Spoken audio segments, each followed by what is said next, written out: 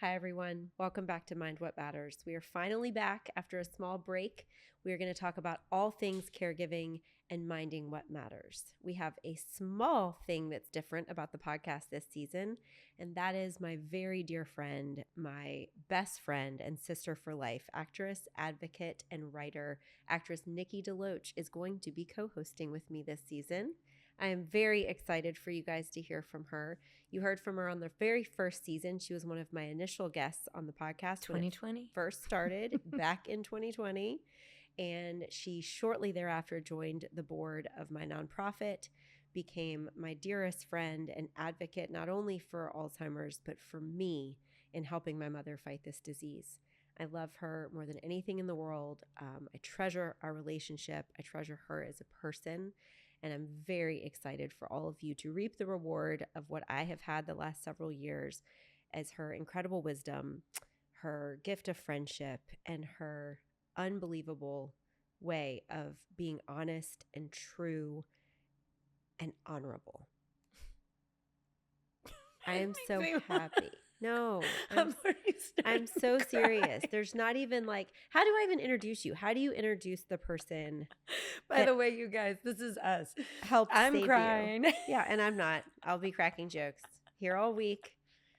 Boy, how the worm has turned. It's only because of you that I'm sitting over here cracking jokes. I was just going to say, can we start with the moment that I called you? Mm-hmm. Or left you a voice memo. It was a voice memo. It went on and on. I was like, oh God, who is this? And who is this? And why are you calling me with these more ideas for me to do? With the moment where, because I dreamt it. I saw it. I saw you and I at the microphone. Are you serious? Yeah. You've never told me this. Yeah. I dreamt that we were at the microphone. We were specifically talking about caregiving and caregivers.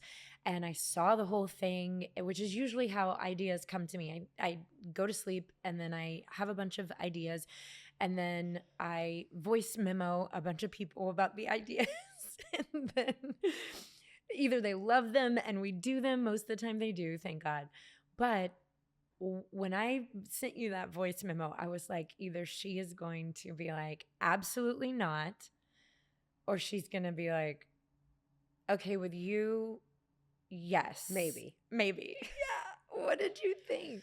I mean, let's be honest. Like, when I started this podcast, Why did I do it? What was the original reason?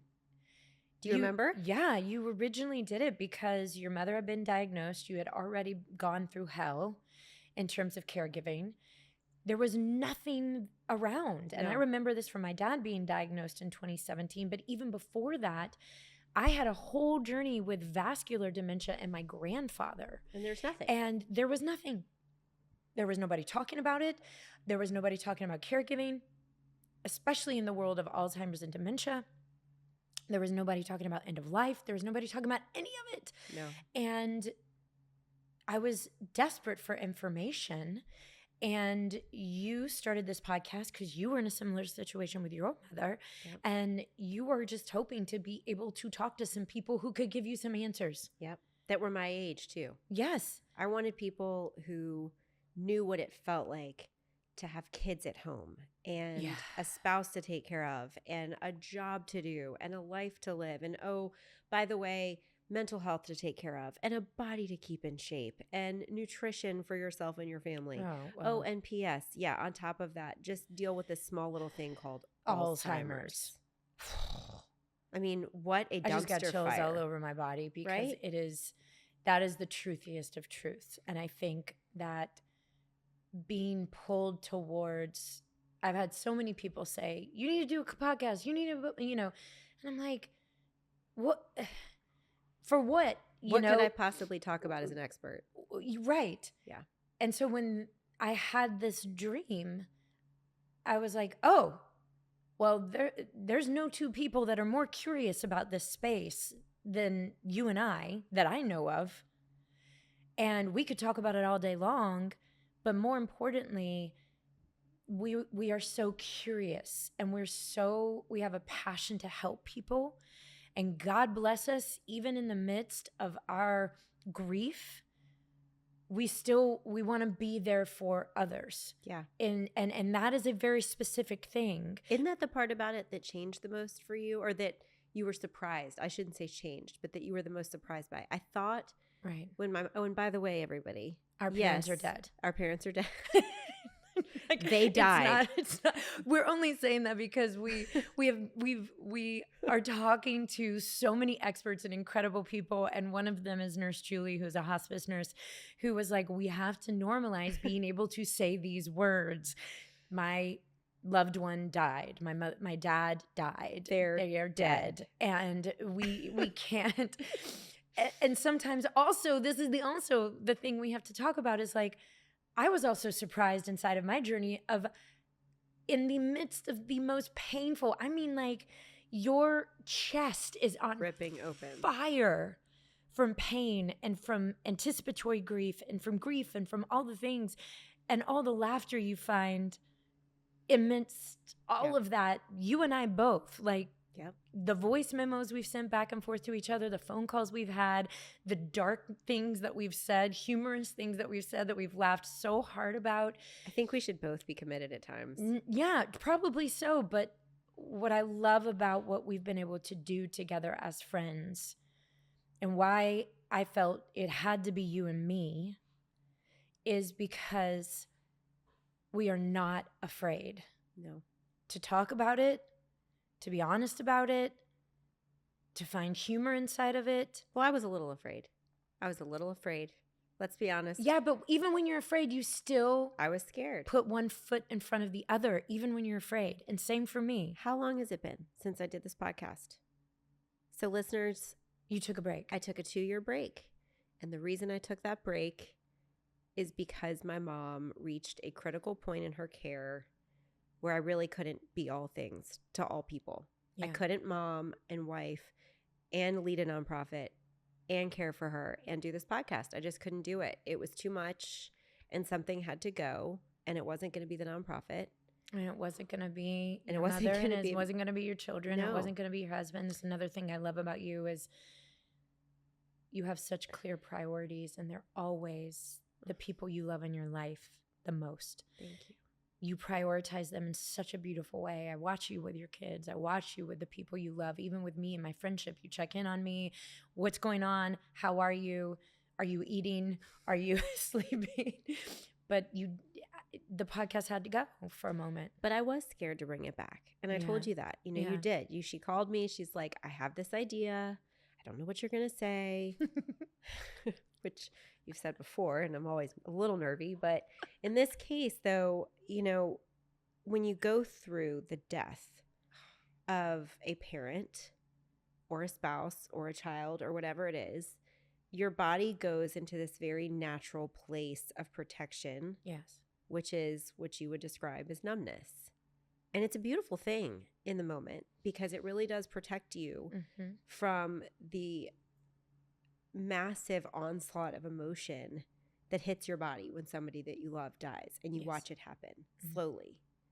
And I wasn't sure I was prepared to talk about it. I wasn't sure I was prepared to share about it. But what surprised me the most in her death was that I thought after she passed away, I was going to be like, I never want to talk about Alzheimer's again. You told me that. I never want to say the word. I never want to hear about it. I don't want to study it. Somebody else needs to take over this nonprofit. Like, I don't care anymore. I just want this out of my life. And I felt like that for about a hot minute. And then all of a sudden, it was like the passion for fighting for this cause came back tenfold. Because it's your mom. And I knew she would have done the same. But that's the thing. Your mother was that person. Yeah. Amidst losing her son, your brother Michael. Yeah. Going and surviving breast cancer. All the ways in which she put one foot in front of the other after facing, like, there's nothing worse than losing a child. Nothing. We were just talking about that. That heartbreak is with you for the rest of your life. You're never the same. Okay again, ever. And she still showed up for people. She cared so much about philanthropy. She cared so much about educating others. And the video, to this day, I think the thing that showed who your mother was the most in terms of her need to give back was in her illness. Remember the video you posted on Instagram? Yeah. Yep, I know what you're going to say. She specifically said, I need you to video this because I want people to hear what it's like to be inside of this disease. And that is your mother. Yep. And that is why you came back to do this. It is. Because she would have done the exact same thing. Yep. She was a remarkable woman. She was very strong and very brave. And the least I can do is honor her in this way by continuing her fight when she is no longer able to do so. And Yep. I know that you feel that way about your I dad. do. So for everybody listening, I should have said that from the jump. So for those of you who are new listeners on our podcast, and I hope that there will be many, many more, there are going to be some changes this season. We're not only going to talk about Alzheimer's and dementia. So if you've been a guest with us in the past, don't go anywhere. We're still going to cover lots of topics that apply to you. But we are also going to talk about mental health things, physical health things, things that caregivers often neglect. All the ways we give care. This is about caregiving, and it's shifted into that because what we realize yet again is there's still no information out there about caregiving and the ways that we give care. And what you started with by saying, I'm a mother, I'm a wife, I'm a friend, like all of these things. All of those are ways in which we give care. And also, how do we give care to ourselves through all of this? Because I've said this before, and I will say it till I'm blue in the face. When people say, put the oxygen mask on you first, that's not going to happen. Nope. It's not going to happen. My entryway into caregiving was, originally with my grandfather, who had a series of strokes that became vascular dementia, and my family not knowing what to do. I remember being 8.5 months pregnant. It was literally like a week later, and I would not have been able to travel. It was with my first child, and my grandfather had fallen. He went into this state, and nobody in our hometown knew what to do. Nobody knew what to do. And I just remember getting on the phone with the Alzheimer's Association and being like, who do we call? Where do we go? What do we do? And I flew to Atlanta. We put him in a facility that they could take him off of the 15 different medications that he was on at the time to see where he was actually at in his vascular dementia. That was my first step because he was into, so numbed up and medicined. He had so many different medicines. He had so many different medications in him, from Ativan to sleeping meds to mood regulators to all kinds of stuff that the doctors were like, we don't even know where he's at because we need him to we need to pull him off this stuff and figure out what stage he's in. Exactly. And making those decisions as a family, it was hard. And I remember flying in and coming to Atlanta and staying with my grandmother and going to him every day and sitting with those doctors.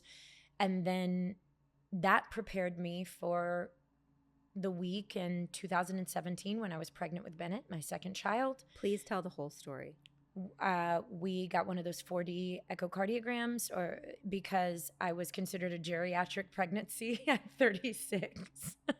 So great. And we really have to rename these things. Yeah. Like, doctors out there, can we rename, I don't know, wisdom pregnancy? I don't know. Geriatric. Anything else. Anything else other than that. And by the way, it's the same if you're 35 and above. And Absolutely. 35, I'm sorry, you're still in Pampers as a woman. You geriatric. have not stepped into really who you are. It's really 40 that you really lean into it. And 100%. You're like, okay, we're done with the games. Let's get real. Let's tell the truth. Move to change that terminology, please. Yes, we order. So I got the 4D. We found out that Bennett had multiple congenital heart defects, but the biggest one being transposition of the great arteries, which means that the two main arteries that go into the heart, they were switched and in the wrong place. And his heart ended up being worst case scenario. But they didn't know that until they got into the heart, because the coronary artery is so tiny that you actually cannot see it on a scan in the belly, in utero. And he only had one coronary artery, not two, and it was in the wrong place. He had an aorta that was collapsed that needed to be rebuilt, essentially. And he had a VSD, which is a hole in the bottom part of his heart. So he had to have at 5 days old, a whole new heart, basically. And what was happening at the exact same time? And what was happening is at the exact same time is we finally got my dad's diagnosis of Pick's disease, which is a rare and aggressive form of dementia. And I had known something was wrong for years. I kept saying... How long would you say? 3 years. 3 years. 3. And I kept saying to my mom, I kept saying to my family, something's not right. My mother would say, well, you just don't live here. You're not living with him. He's miserable with his job. I think he's depressed. Da, da, da. And I kept saying, people don't just change their entire personality overnight. I thought he had a brain tumor. Yep. That's what I thought. I thought we were going in and we were going to find out that he's had some kind of brain tumor or something. I never expected dementia. And so we finally got those results back. You were shocked with that news. I don't think I ever knew that. And we've talked about this story like 50 times, but that singular detail was somehow lost on me this whole time. Shocked. So you were prepared for it to be like cancer or a stroke or something like that. I thought he had either had a stroke and it had affected his memory, right? Or his short-term memory. Yeah. Or like my grandfather, who had the series of strokes that became vascular dementia. I thought, oh, maybe we're dealing with that here, where he had some kind of stroke and he's losing his short-term memory. It very much affected his short-term memory. So maybe some PT and stuff like that we can talk about. Or what if it's a tumor? Worst case scenario.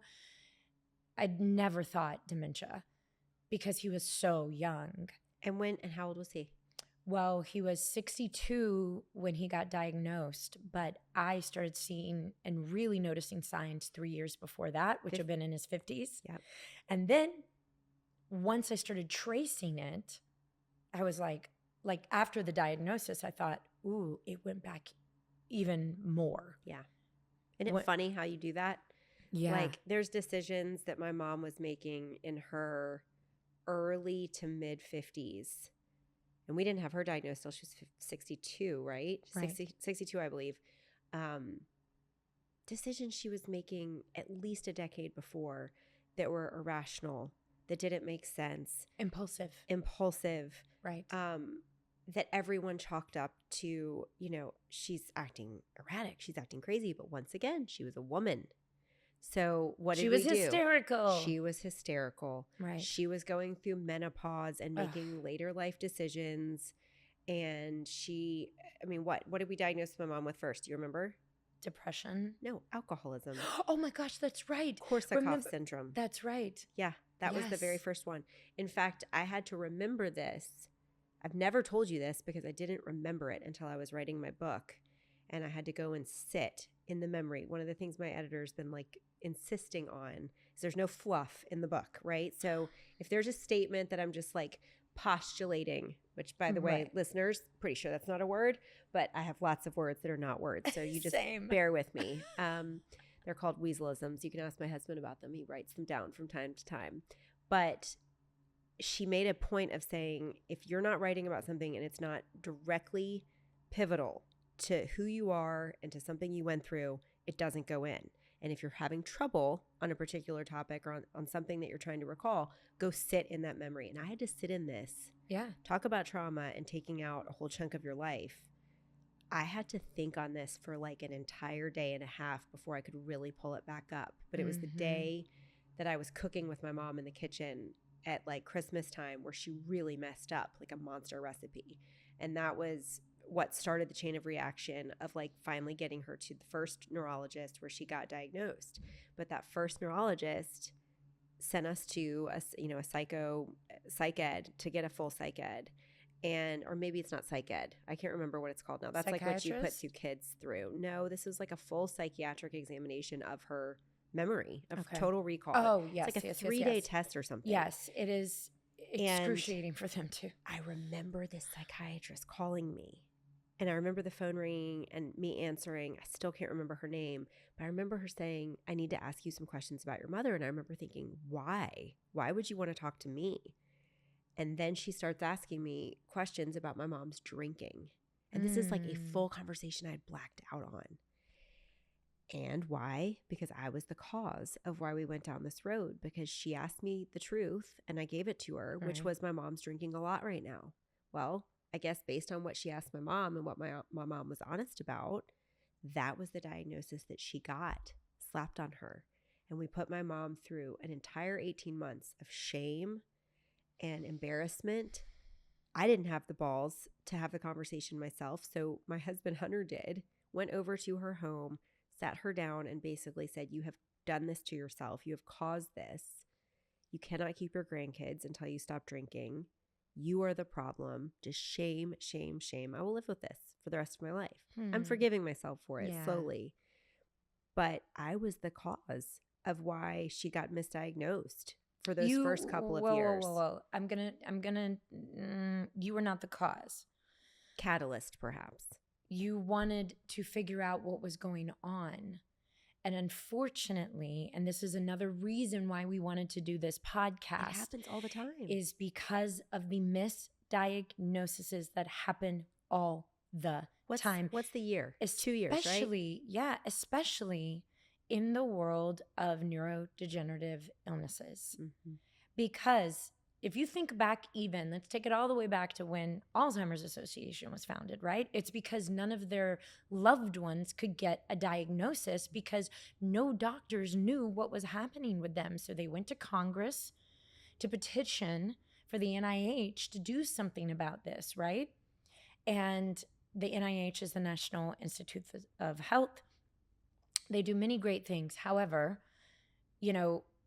nobody was ringing the bell about Alzheimer's back then because they just thought, oh, it's an old person's disease and people just die when they get to a certain age. When they're about to die, they just lose their memory and this is what happens. Why are we ringing the bell about this? But those families were like, no, our loved ones are too young to be dealing with this and we can't get a diagnosis. And still to this day, it is so hard. 2 to 3 years, I'm pretty sure. To get don't quote me on it, a diagnosis for this, which is why for us who are advocates, a big part of what we want to do with this podcast is to talk about how you advocate for a loved one. And yourself. I have various theories about why it was so easy for me to be an advocate. I watch families that part of my Children's Hospital Los Angeles saved my son's life, not once, but 3 times over, 3 heart surgeries. We still have to have another one at some point in time and probably smaller catheterization procedures and stuff in between. But I got involved with the hospital. I got on the board. I've been the president of the board of trustees for the last, this is my 3rd year. And one of the things I do is walk families through the whole entire process. I get a call. My friend has a child. She's not feeling well. They've gone to all these other hospitals. They can't figure it out. I call Children's. I get them in with Children's. They get their diagnosis. But I'm with them. I'm the person they can call. They can text no matter what time of day or night.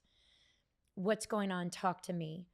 Yeah, and we go through their whole, from diagnosis to knock on wood that day that family leaves the hospital and beyond. And it's one of the best parts is like not just being in the valley with those families, but also the moments like I just got a text from one family whose child had a liver transplant and she's doing great. Mm-hmm. And I just got this random text out of nowhere with pictures of her and how great she's doing and she's growing. But part of my job is to teach parents how to be advocates because 9 times out of 10, they're at some other hospital, and it's most likely an adult hospital who doesn't know how to handle children the way that a children's hospital does. And I will be advocating a lot about that. There are great adult hospitals. Adult hospitals are for adults, and not that they can't treat kids and not that they don't have the capability to do that. But a children's hospital, children are not just mini adults, just like women are not just smaller men. We all require different treatment because we're so different. Yeah. So children's hospital, they specialize in children. Go to a children's hospital if you have a sick child. But they're so scared to tell the doctors. They're so scared to do something wrong. They're so scared to, they're paralyzed inside of it. And so what do? Sometimes they stay where they are, and the child doesn't get the treatment that they need because we're scared to speak up. And the same is true in families. And the same is true in families. The same is true with your loved one, whether it's cancer or Alzheimer's or whatever it is.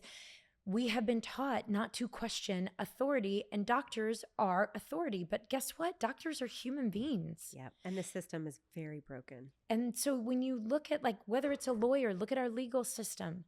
There's so many beautiful, great, just things about it. But 30% of the time, the wrong person goes away for the crime. Yeah. So we have to stay vigilant. We have to be in the watchtower.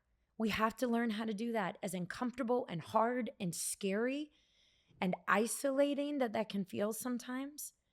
We have to learn to do it, because you will be an advocate for a sick parent, or for a parent who's going through a health thing, or just for an aging parent. Or yourself.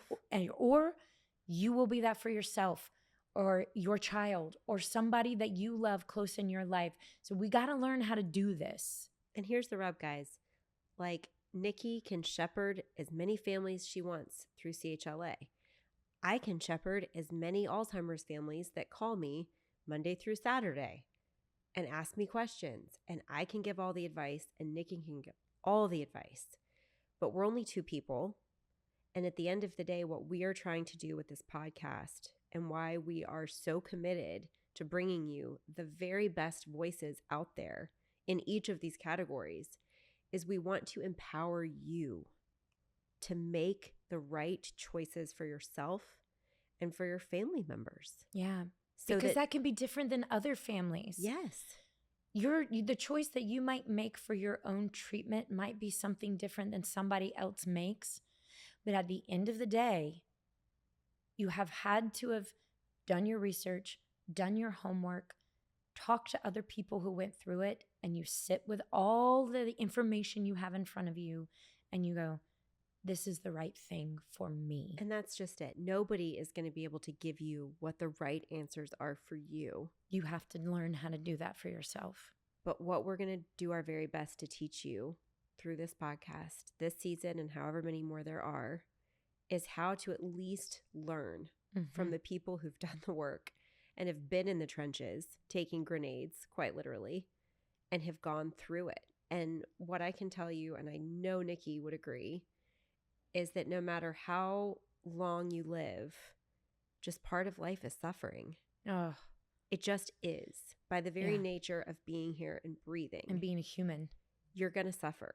Yeah. But there is so much learning that comes from suffering. And there is so much power. Beauty. For sure, beauty. Oh, but beauty. Power. I think for the first time in my life, I am a 44-year-old woman. And the last, I would say 18 months of my life, I have suffered more than I ever have. And I have also found my voice. I have found it. Yeah. And you suffered so badly through your dad and what he went through. And you suffered alongside your child while you were still suffering with your father. Yes. I don't know how you had just the most grace. Thank you. Grace. You did it through grace and with faith. Well, God was everything. Yeah. You made such an impact on your child. Thank you. You made an impact on your family, on your father. You made an impact on me when I'd hardly even met you. And you're just, guys, Nikki is the brightest light that you will ever meet. I'm going to get choked up even trying to talk about this. She's such a gift to humanity. You were fangirling over a hospice nurse, so I can fangirl over you, who I love. Like, you're my Thank blood you. relative at this point. We were separated at birth. It's a very strange thing I'm that I have not just- known you from the time I came out of my mother's womb. I feel like I have. I'm just in awe of you every day. Oh, And thanks, especially, Liz. we had a tough night last night. You know, Yeah. Nikki flew into town for this podcast, and it happens to be one day before the first anniversary of my Which is mom's not an passing. accident. No, not an accident at all. It also happens to be the same day that my older brother passed away from cancer. So just all around tough day. And at the dinner table last night, somebody reminded me that yesterday was the day that my grandmother passed away. So I was like, wow, September 22nd through 24th is kind of a whammy. And my precious daughter had just such a moment of grief. Yeah. And to watch you, not only having comforted me the last 5 years of my life, but to watch you comfort my daughter, it was just one of the most beautiful things I've ever seen. And all I can tell you, listeners, is I'm going to try my best to keep my mouth shut a good bit of this season and let you learn from the brilliance that is this woman and all of the guests that we have lined up for you. It is truly like an amazing season. I want to know, who are you most excited about? Well, first, I just want to say I have to step back and talk about how you were with your daughter. Because that, I will remember that it makes me want to cry. Don't do it. I am going to do it. You know, I'm going to do it a lot. I'm a crier, people. I cry. The tears are always just right there. They're literally like, you were so present with her, and you allowed her to say everything that she needed to say. And then there was one moment, and I won't go into the details of it, but you had to make a really hard decision, and you had to make that hard decision. And at the time you made that hard decision, really to save your life and to save your family. It's okay. You can say it. But it meant your mother having to be taken care of by a short amount of time elsewhere, because you had her and you had been the caregiver on the ground, and it was COVID, and you had 3 children at home, and you had been doing this for such a long time, and you were carrying so much. You needed a break, like every single caregiver does. That's why we're doing this, because our hearts are with you, every caregiver out there. We know how hard this is. And your daughter talked about how much that decision hurt her. Broke her heart. Broke mine in the process. And you didn't say to her, well, this is why. I knew why. I knew why you made that decision. You didn't say any of that. All you did was look at her and say, I know, baby. I'm so sorry. And what a gift you gave your child. You didn't try to take anything away from her. You didn't try to make her feelings go away and be like, it's okay, everything's going to be okay. It's out, don't cry, don't cry. You just sat with her and you gave her space to have every feeling she needed to have and talk about things that I know were painful, especially that decision, without her knowing all the details of why you had to make it. Yeah. And you didn't defend yourself. You could have. Most people would have. You just said, I know. And that was so hard, and I'm so sorry. It was beautiful. It was like a master class in how to be with your child when they're going through something really hard.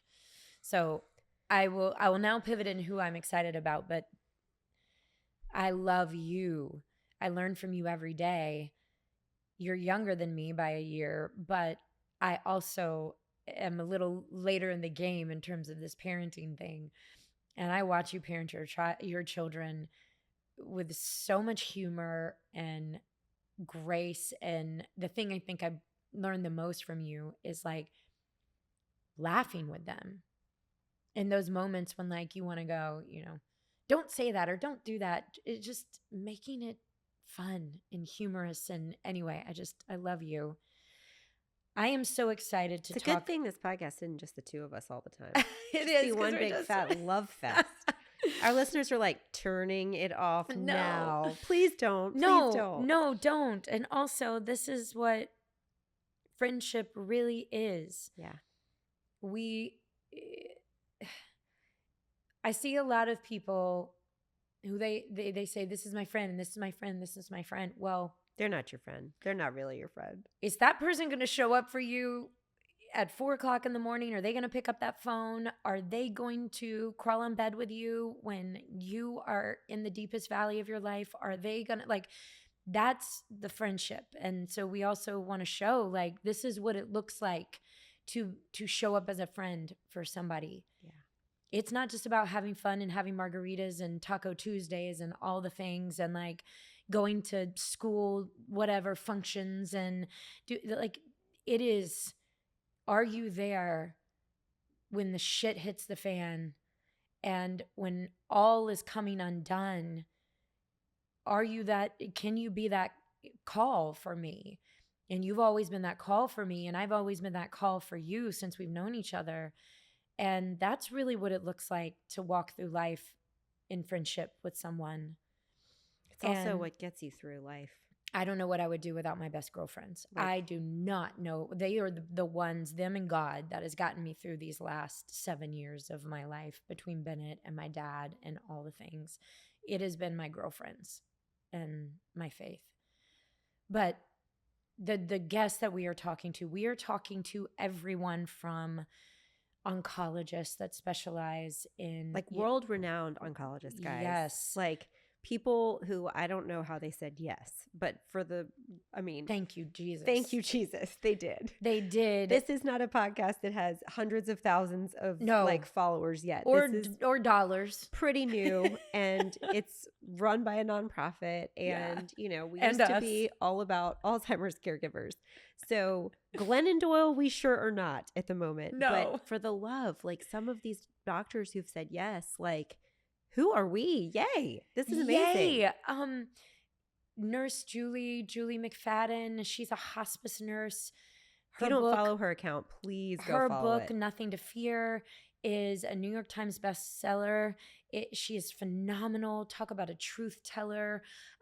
We're interviewing Dr. Golia, who is a nutritionalist who has changed my life. I will be talking about my relationship with food and for the first time, and what that journey has been like from the time I was a little girl up until now. And I think so many women struggle with this. We will also be Dr. Elizabeth Coman. We're also talking to Gunnar Peterson. Gunnar Peterson. Celebrity fitness enthusiast. Oh, yeah. He's going to be a personality. He's going to love that intro. Yeah, for sure. That's for you, Gunnar. We are also talking to therapists, right? We're talking and women who are on different sides of the field of therapy. Yep, holistic. We've got holistic therapy. We've got more traditional therapy. What else?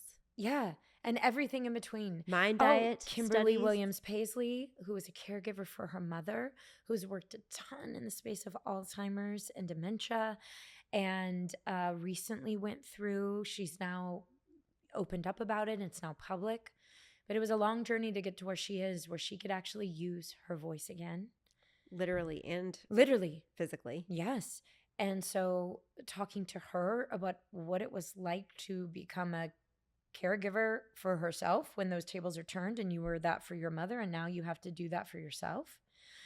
So we are having all of those conversations and everything in between, including you and I sitting down and talking about our journeys and what we go through on a daily basis.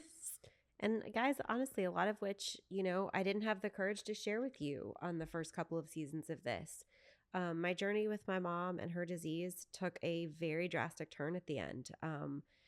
Yes, she did go live with another family member for 18 months to 20 months while I think I was filming the second season of this. And I did talk about a lot of the guilt I felt through that decision and what it was like not being in charge of her care. You did. But I did take back over, and it was a bumpy ride. It was a bumpy ride all the way through the end. And I will share bits and pieces of that as it continues to come back. Because I'll be honest, a lot of it is a blur right now. But let's talk about, just touch upon that for a second, because I get tweaked when people talk about healing. I actually prefer to use the word recovery. I've never heard that. I like it though. Because I don't think we ever fully, quote unquote, heal. And I don't know that we're meant to. I think it shifts and it changes, and the spaces in between breakdowns get longer. But I don't know. There's something to me that is very sacred about allowing the ways in which my heart has been broken open through suffering and pain. I don't want that to be gone. And I think we just want to not feel it anymore. I agree. So we say, well, I need to heal. I need to heal. I need healing. And that is a word. You could be on a healing journey. And we ask that question a lot too, right? How long until I'm healed? Yeah. The answer to that, I would say, is never. I will never not miss my dad. My heart will never ache with his absence. I was at a wedding the other night and I watched the daughter and dad dance and just cried because, number one, I'm so grateful I got to dance with him at my wedding. But then also for the fact that, like, I'm not going to get that again. Right. I'm not going to get, my kids are not going to get to know my dad because they were so young when he passed. Yeah. They're not going to get the best grandfather on the planet, which he would have been because he was the most amazing father. Those griefs, that is forever. But what it brings me back to in that moment when I look at that, I don't want it to go away. I don't want to be like, dry up the tears, make it go away. No, because I am reminded in that moment that I got to love him so hard and that he loved me so much, and how lucky some people don't even have a relationship with their fathers. And I got, 40 years of being able to love him like that and to know him and to be loved by him. And I also am reminded in the moment of the preciousness and fragility of life. And when we forget about that, we begin to lose our way. Yeah. And I think so often we don't want to be reminded of our finiteness. Right. We don't want to be reminded that death happens. We don't want to be reminded of those things. But no, look at the culture we're living in. Yeah, it's like denial. Anti-death culture. Yes. It's let's live and yes, I want to live. I say it all the time, to like 110 as long as I'm active and I'm okay. But there is something that grief has taught me about the preciousness of life. And I approach everything differently because of it. 100%. 100%. I wouldn't change any of it. As painful as it was, and something, I can't remember who. Oh, it was Dr. Malone. Dr. Sharon Malone. There's another one that we haven't talked about. Guys, wait till you hear this one. Epic. Epic in her book. Okay, but one thing she said, I actually interviewed her without you. That was like the first half of our interview. Yeah, it was without you. You couldn't be here. And it was the day that her mother died. It was the anniversary. Yes. I must have a thing for anniversaries. I don't know. Mm-hmm. Lightning and anniversaries. We'll get to the lightning story later. But she shared with me, because I asked the question. It was totally off topic, and I took us down a total rabbit hole. I know, shocker for me. No, you didn't. It was great. And I said, you have to tell me, like, what is the secret to getting over the loss of your mother? How long does it take? Again, same thing. I was looking for the answers. When does the healing complete? When are things back to normal? When does my heart heal? When do I stop hurting? These are answers as humans we just want. We want to know black and white, beginning and end, and to everything, right? Except for I didn't realize what was happening. The training that was going on with Alzheimer's was that you learn to live in the gray. Everything's gray. Everything's gray all the time. No two cases are the same.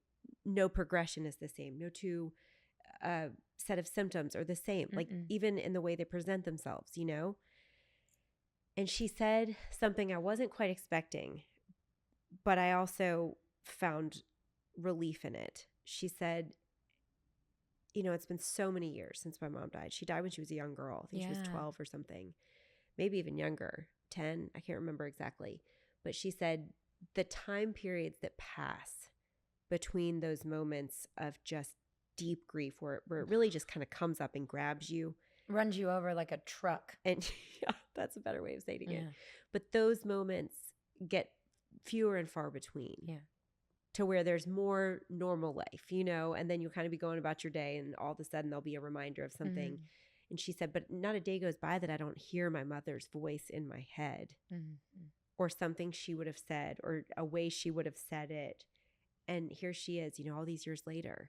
Yeah. And I realized you're right. I mean, and what you just said is right on the money. You're not ever fully healed.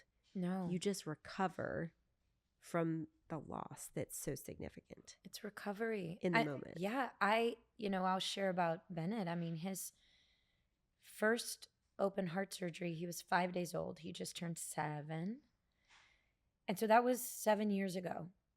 It was only until this last year, it was earlier this year, I was having lunch with a friend. One thing that I get to be a part of at Children's Hospital Los Angeles is it's a training program to help people be able to give a mission moment on behalf of the hospital, which is a testimony of, you know, their child's journey, their journey as a family, and they speak on behalf of the hospital. And so I'm a part of that training program. And I had to kind of craft a speech to say, like, this is kind of a template. This is what you do. And it goes along with pictures and video. And because I talked about the first time we came home from the hospital, they're like, do you have that video? And I was like, I started thinking, I was like, well, I know I've watched the video of the second time we came home. And then the third heart surgery when we came home. I don't remember watching that first one. Whoa. So I go back and I'm trying to find it in my pictures and I'm standing at the valet waiting for my car and I find it. I'm like, oh, here it is. I click and press play. And all of a sudden, as I'm watching this video, I start shaking. Yeah. And then I'm like, here I am at the Beverly Hills Hotel outside. You know, by the way, I wasn't staying there. A friend was staying there. I was just having lunch with her. And I'm about to have a full-blown breakdown in front of everyone. Bring me my car. I need my car. And the second I got in that car, I could not, like, out of breath sobbing. And it was because my 4-year-old was also there in the video. I don't remember that. I don't remember any of it.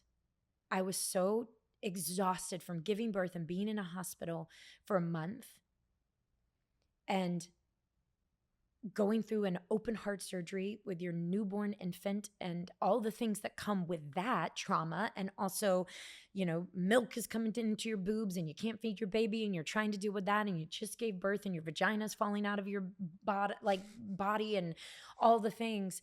I didn't remember. And the second I saw the video, I just started bawling. That's 7 years. It has taken me to get to a place where my body goes, okay, now we can start to process this thing. Yeah. The grace that you have to give yourself is so substantial. And we will have, Vanessa talks about this. She's one of the therapists we're going to be talking to. Vanessa Landino. Yes. You can't heal until there's self-compassion. Well, first there's awareness of what you're going through and truth about what you're going through. And that second step is self-compassion. And that third step is self-love. Yeah. We have got to learn to give ourselves grace. Without it, we will not tell the truth. I have waited 7 years to begin to finally deal with what those years of our lives looked like with Bennett and my dad and COVID and not being able to get to my dad. And I can't get to him because my child, this virus could kill him. We don't know. And my dad is dying and I have to choose my child over my dad, which I would do all over again every single day. And my dad would want me to. But the toll that took on my mental and emotional health to not be able to be with my father at the time in his life where those minutes and moments had never been more precious. Like, it's 7 years since Bennett had that first surgery, and I am just beginning. So for everyone listening, these are just our things. These are just our things. You've got yours. And everyone does. And the purpose of all of it is just to know that we are humans trying to do our best to human through life and all that entails, all the different ways that we give care, all the different ways we don't give care to ourselves. How can we do better at that? I've been terrible at that in my life. I'm trying to do better. Women in general are terrible at that. Yeah. And also for us to learn even more about all of it and to hopefully share a lot so that you know that you're not alone in this. That's right. As long as we're here, you will not be alone in this. And we are in this together with all of you. I couldn't have said that better. Yeah. I think that's a good place to wrap up. I think so too. Thank you guys so much for Thanks listening for to the first one with the two of us. I know. We're so excited to bring you all of these interviews. It's been a long time coming. Yeah. Long time coming. Yeah. So stick with us. Tune in for everything that's to come. Share with a friend. Know that you're not alone. Know that you are loved. Give yourself grace. And enjoy Mind What Matters. Thanks, everybody.